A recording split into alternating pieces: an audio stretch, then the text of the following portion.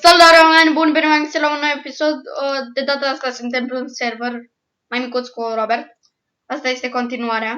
Stați puțin să pornești și eu filmarea. O să grifăm serverul. Fiți atenți. Adică el o să glifeze în marea parte. Bă, dar nu te Da, mai eu sunt mai priceput. Deci, eu nici n-am OP. Ca să înțelegeți.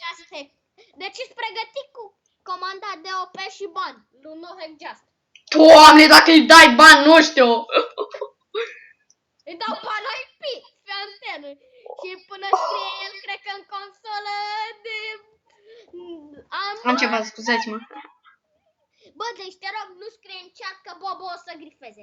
Nu, îi scriu lui ăla. Care mă Allen. Nu că eu am zis că mă răzbun. Oameni buni, deci tot vreau să mă răzbun pe ăsta. Că nu știu ce are ceva cu mine și bă. Aia e. Bă, deci stați puțin. O să pornesc și eu filmarea. Stai puțin. Pun și microfonul. Record. Ales record. Bye. Mamă, cum se aude la tine? Stai puțin că să pornesc și eu filmarea. Nu răspunde. Nimic nu faci. Ok?